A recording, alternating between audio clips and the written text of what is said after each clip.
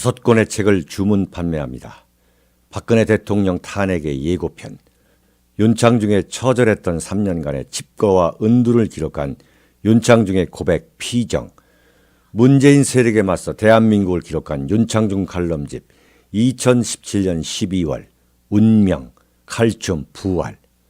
윤칼세 TV는 여러분의 도서 구입과 자발적인 구독료로 운영됩니다.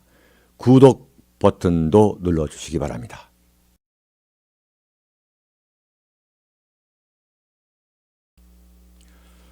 여러분 안녕하십니까? 윤창중입니다. 참 갈수록 문재인 정권에서는 정말 도저히 정말 화가 나서 살 수 없는 일들이 참 갈수록 한두 가지가 아니에요. 오늘 하나하나 좀 칼럼을 해보겠습니다. 유엔 안전보장이사회의 그 대북 제재위원회가 문재인이 작년 9월 18일 날 평양을 갔죠. 그 평양 순안공항에 내려가지고 평양 시내로 이제 가는 그 도중에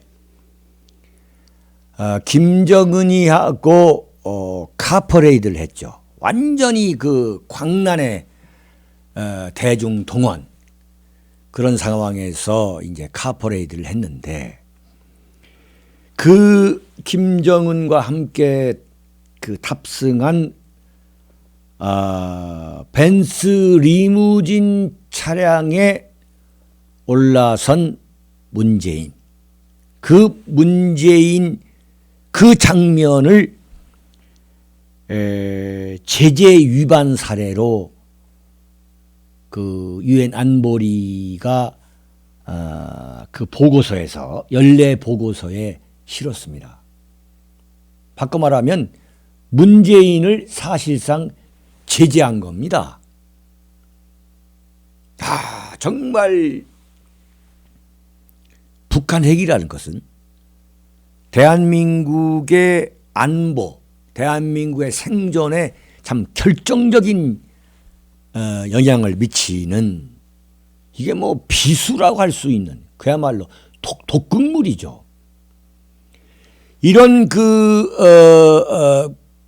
그런 대한민국의 이 생존에 위협하는 북한 핵을 폐기하기 위해서 지금 유엔이 대북 제재를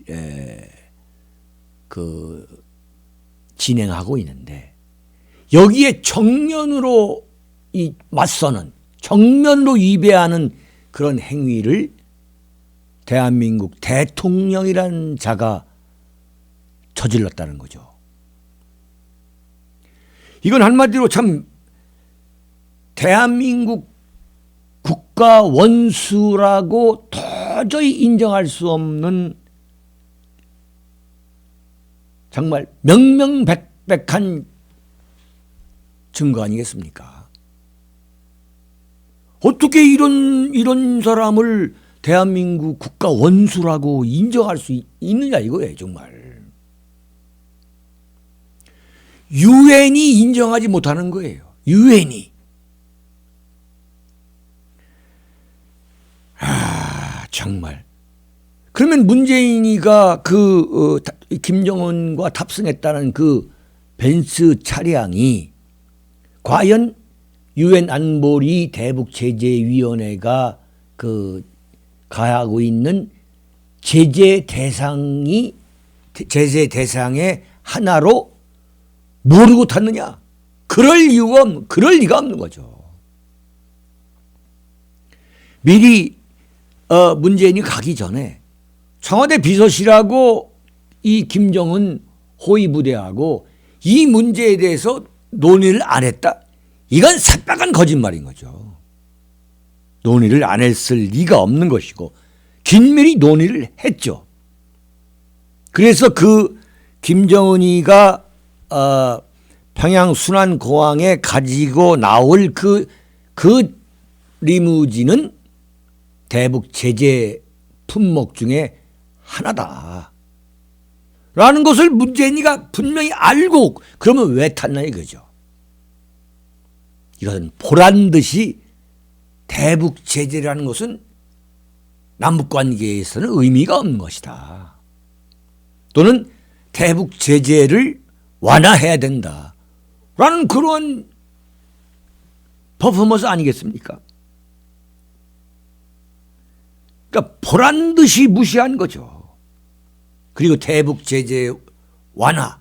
자, 내가 지금 타고 있는데 이게 지금 대북 제재 불복인데 이게 무슨 의미가 있느냐. 대한민국의 국가 원수라는 사람이 이런 짓을 한 거예요.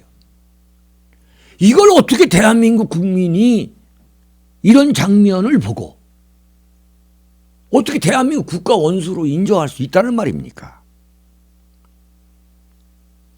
그러면서 문재인이가 작년 9월 19일 평양선언을 했고 거기서 완전히 남북 이 군사 협의서라는 걸 만들어 가지고 대한민국을 완전히 비무장화 시켰잖아요. 북한의 어떤 도발에도 대응할 수 없도록 지금 만들어 놓은 거예요, 지금. 그런 참 황당무계한 군사 합의서에 합의하고 돌아오더니 오자마자 어떻게 했습니까? 유럽을 갔죠. 유럽을. 그 유럽의 그 유엔 안보리 상임이사국 프랑스, 영국을 찾아다니면서 대북 제재를 완화해 줘야만 김정은이가 핵을 포기할 것이다. 이런 황당한 이야기를 하고 다녔잖아요. 소위 말 김정은 수석 대변인 역할을 한 거 아니에요. 그러고 나서 유엔에 가서 뭐라고 얘기했느냐. 정전 이 종전선언, 지금 정전협정인데 이걸 종전선언으로 바꿔야 된다. 그것은 정치적인 선언에 불과한 것이다. 응? 그러니 이걸 이 종전선언도 해야 되고 대북 제재도 당연히 완화해야 되는 거 아니냐라고 하니까 미국의 블룸버그 통신이 문재인은 대한민국 대통령이라기보다는 김정은이가 그 유엔 총회에 참석하지도 않았는데 이렇게 말하는 걸 보면 김정은의 수석 대변인이다. 탑 스포크스맨이다. 이렇게 얘기한 거 아니에요, 지금. 그래서 나경원이가 이 표현을 이건 내가 볼 때 문재인이가 김정은의 수석 대변인이다라고 딱 부러지게 말한 것도 아니고 김정은의 수석 대변인이라는 이야기가 있는데 그런 소리 좀 듣지 않도록 부끄러우니 듣지 않도록 좀 해주세요. 이렇게 돌려서 우회적 화법으로 이렇게 얘기했는데 완전히 이 더불어민주당 이 사람들이 지금 들고 일어나는 거 아닙니까? 이해찬이라는 자가 뭐라고 얘기하느냐? 국가 원수 모독죄라는 거예요. 아니 국가 원수 같아야 모독죄고 뭐고 성립되는 것이지. 굳이 성립된다면 정말 황당한 코미디죠. 문재인이가 유엔 안전보장이사회에 의해서 사실상 제재를 당했어요. 대한민국의 대통령이. 어떻게 이런 사람을 대한민국 국가 원수로 인정할 수 있냐 이게 논리적으로.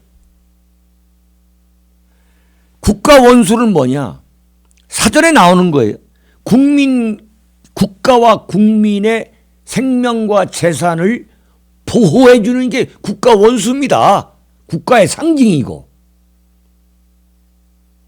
근데 대한민국의 대통령이라는 사람이 대한민국과 대한민국 국민의 안전과 발전을 위해서 이 직무를 수행하는 게 아니라 김정은의 이익, 북한의 이익을 위해서 지금 완전히 몸부림을 친다. 이건 대한민국의 국가 원수가 될 수 없는 거죠.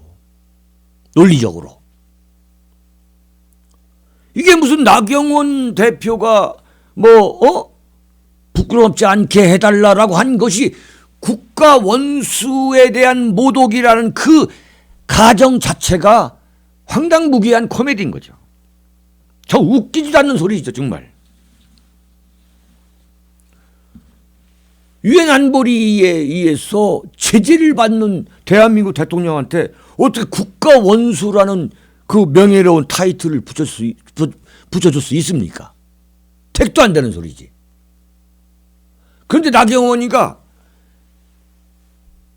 김정은의 수석 대변인 이 발언도 제대로 못 해보니까 나경원이 벌벌 떨어가지고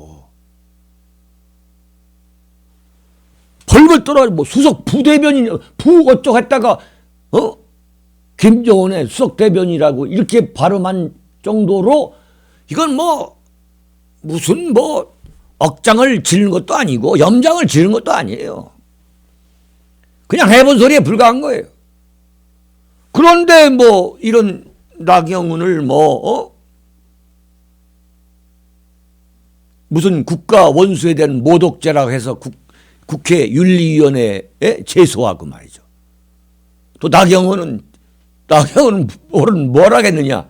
뭐 김영삼 전 대통령이 그 신민당 시절에 국회 제명될 때 달게 모가지를 비틀어도 새벽은 온다. 뭐 이런 이야기를 어록을 인용하면서 자기가 마치 무슨 김영삼 대통령인 것처럼 이 코스프레 하는 거. 이게 뭘 봐도 정말 이게 완전히 코미디. 응? 정말 웃지 못할 황당한 코미디인 거죠. 응?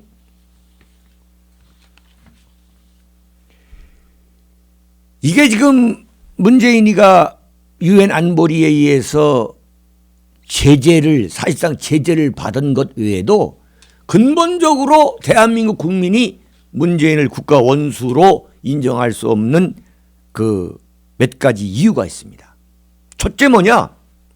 문재인은 대한민국이 1948년 8월 15일 그 건국한 국가 정체성과 역사적 정통성에 대해 인정하지 않는 대통령이에요.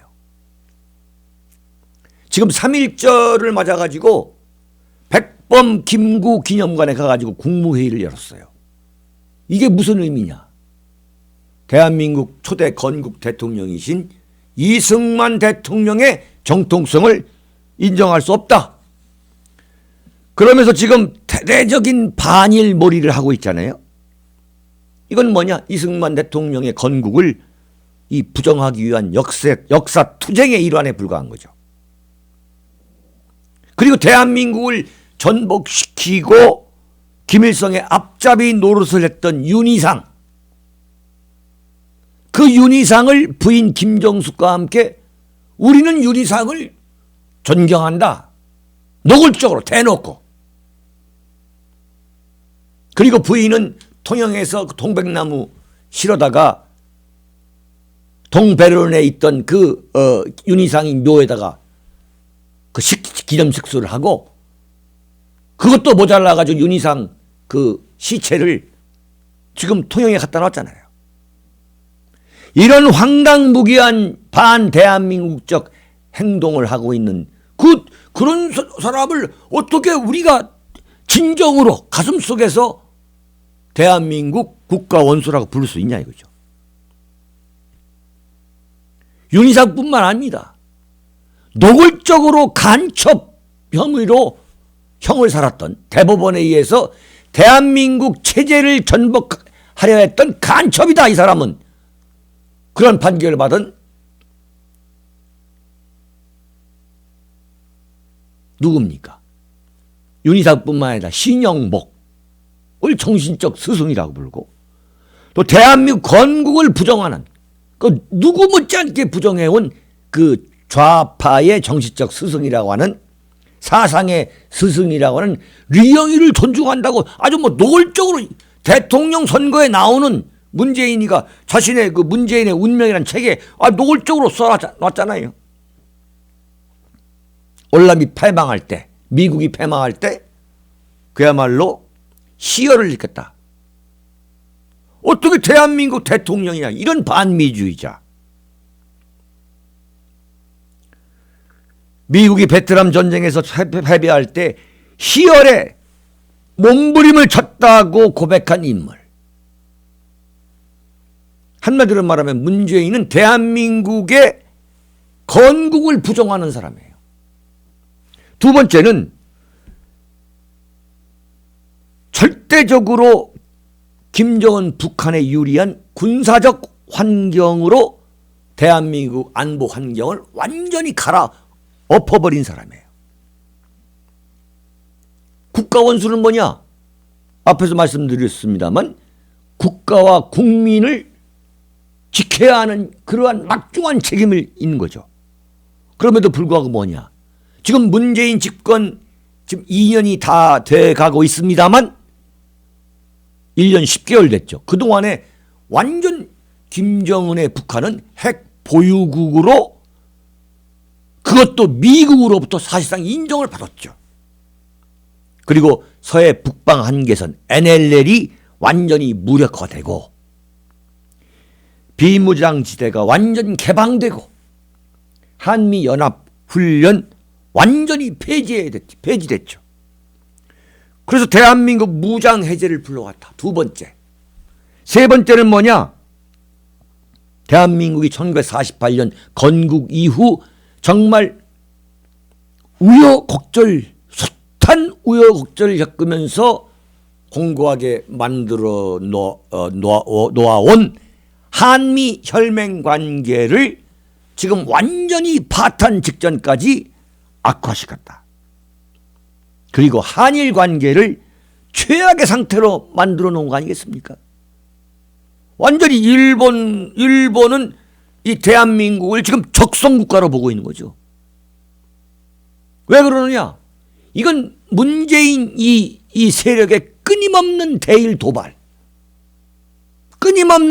도발이 가져온 그 결과물이 뭐냐? 일본이 대한민국을 더 이상 우방으로 보는 게 아니라 이건 적성국가다라고 보는 그런 상황까지 오게 만든 거.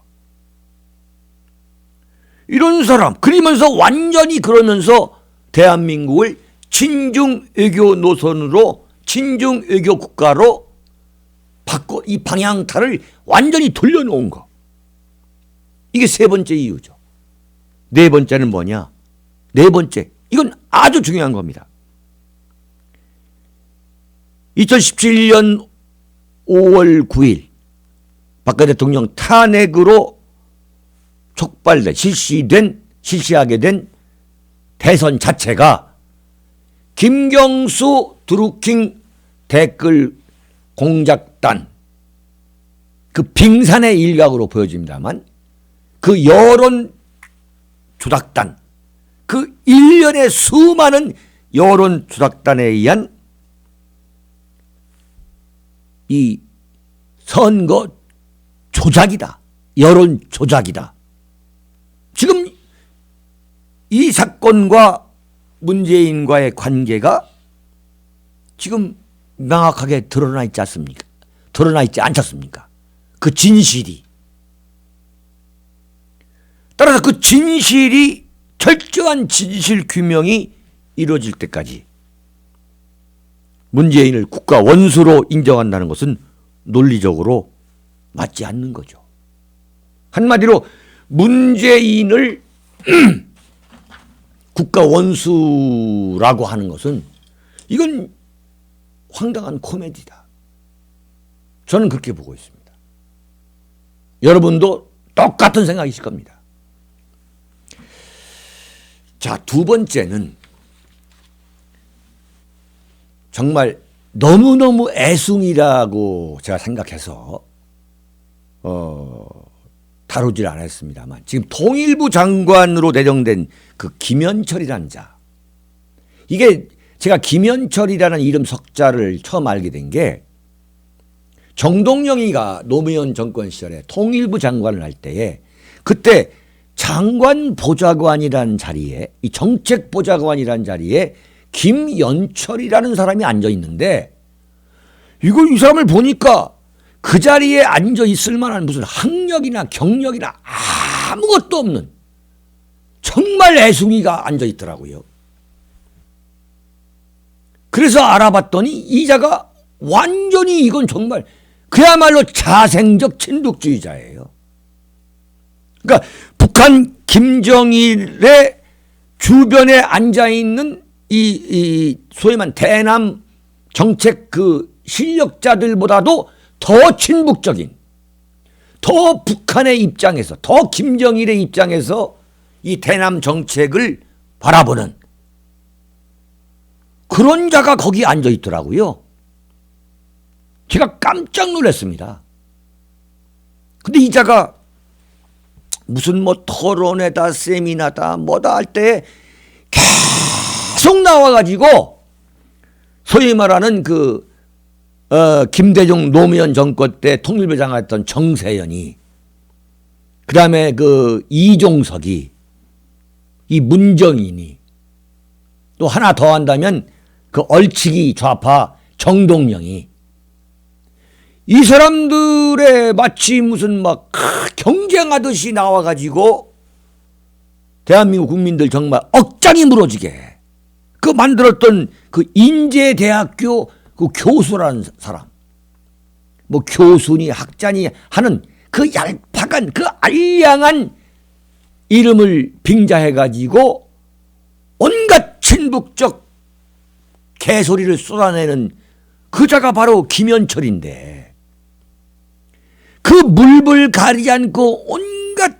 그러니까 이 대한민국 여론시장에 영향을 줘가지고 어떻게 하면 이 북한 정권에 유리한 이야기를 해가지고 대한민국 여론을 움직이고 이 정책의 그런 것을 반영해서 어떻게 하면 조금이라도 북한에 유리한 방향으로 여론을 만들까, 또 그렇게 이 남북관계가 가도록 할까 하고 참 몸부림을 쳤던 그 대가로, 그 논공행상으로 이번에 김현철이라는 자가 통일부 장관이 된 겁니다. 참 기가 막힌 거예요. 그러니까 뭔가 여러분들 보세요. 무슨 정세현이나 문정인이나 정동영이나 또 뭐 하다못해 이 김현철이까지, 야, 예컨대 대북 관계라든가 무슨 북핵 문제라든가 그런 문제에 대해서 이 사람들이 떠들을 때, 야, 참 그래 맞아, 그런 방법도 있겠구나. 응? 우리가 아무리 보수 우파지만은 저런 식의 이 접근도 이 남북 화해나 이 한반도 평화를 위해서는 그럴 수도 있겠구나라고 요만큼이라도 각성하게 하는 게 아니라 이 사람들은 그냥 무조건 친북인 거야, 무조건. 응? 하다못해 문정희가 어제 뭐라고 얘기했냐면, 트럼프 대통령이 이 하노이 미북 정상회담을 결렬시킨 것은 미국의 민주당하고 그 다음에 대한민국 자유한국당 나경원이가 미국에 가가지고 이 남북 협력하면 안 됩니다, 이런 소리를 했기 때문에 결렬됐다고 떠들어대는 게 이게 문정이네요.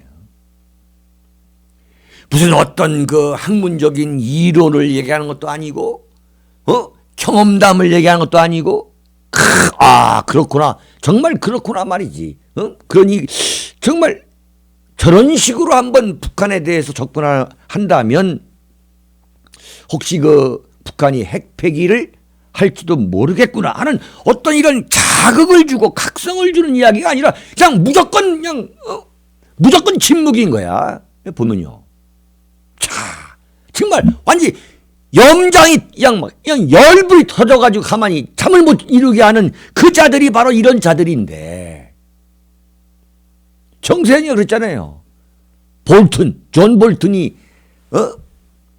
그러니까 존 볼튼 때문에 트럼프가 회담장에서 걸어 나오지 않았는지 아무런 정보도 없이 그냥 하는 소리가, 무자비하게 인디안을 살해하고서도 아무런 죄책감을 느끼지 않는 김하병 백인, 그것도 백인 김하병 대대장 같다는 거 아니에요, 이 정세현 이자가 하는 얘기가.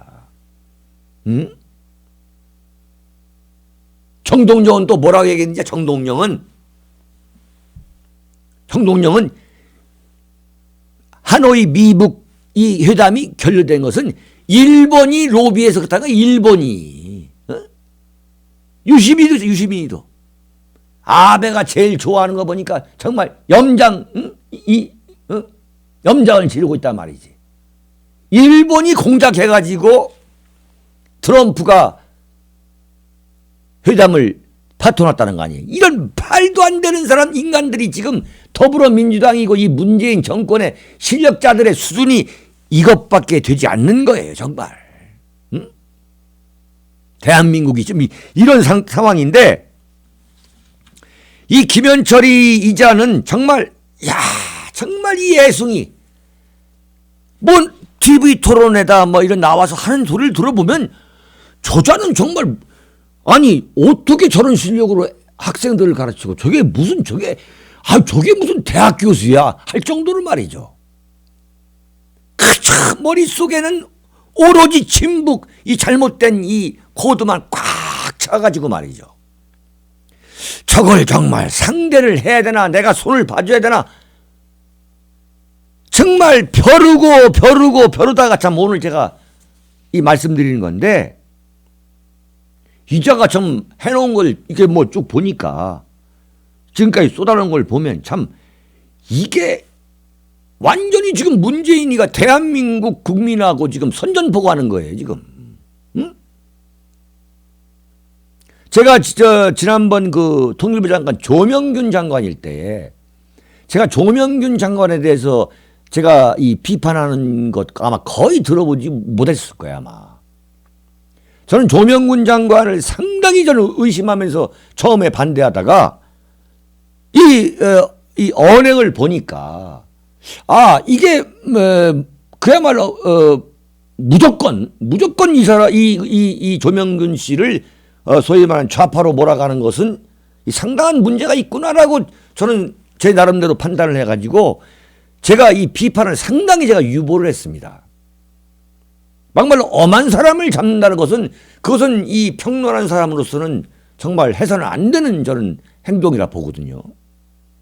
근데 이 김현철이라는 사람은 이건 이자란 말이죠. 이건 완전히 대한민국 땅에 살면서 그야말로 대한민국을 저주하고 오로지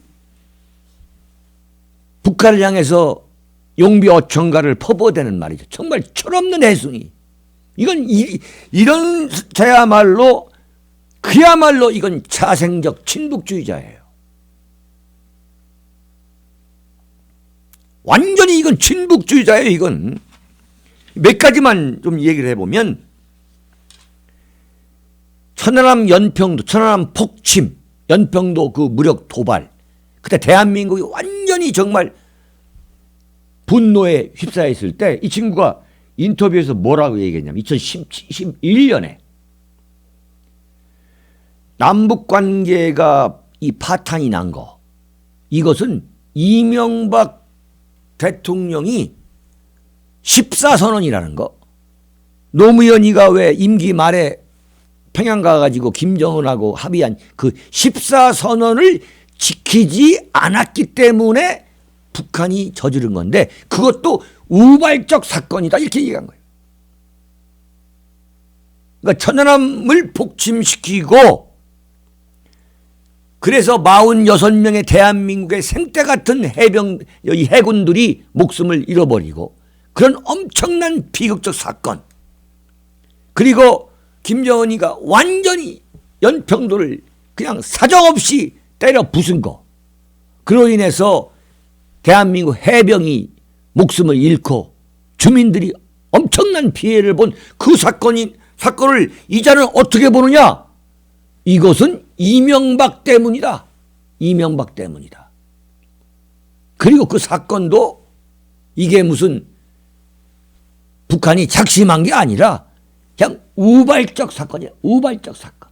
그러니까 북한의 책임을 그만큼 경감해 주는 거죠. 뭐 정말 이런 자가 있어 이거. 응? 그러면서 북한이 천안함 폭침과 이 연평도 무력 도발에 대해서 이제 이명박 대통령이 취한 게 오이사 조치 아닙니까? 그 오이사 조치를 해제하는데 북한의 사과를 전제할 필요가 없다는 거예요. 난 이게 무슨 개소리인가 했는데 북한이 인정을 하지 않는데 왜 북한한테 사과하라고 하느냐 이거죠. 이게 정말 말입니까? 이게 말이 된다고 봅니까 이게? 정말 학자라는 사람이라면 그래도 무슨 어떤 이론인 것처럼 논리인 것처럼 참 위장을 해가지고 이 얘기할 텐데 이런 김현철이나 문정인이나 뭐 정세현이나 정동영이나 뭐 이런 자들은 그냥 노골적으로 그냥 진북해버리는 거 노골적으로. 그러면서 뭐냐? 아니 북한이 사과를 하지 않고 있기 때문에 인정을 하지 않는다는 거예요. 인정하지 않는 사람한테 사과를 요구할 필요가 뭐가 있냐 이거예요. 그 사과를 하지 않더라도 오이사 조치는 해제해야 한다.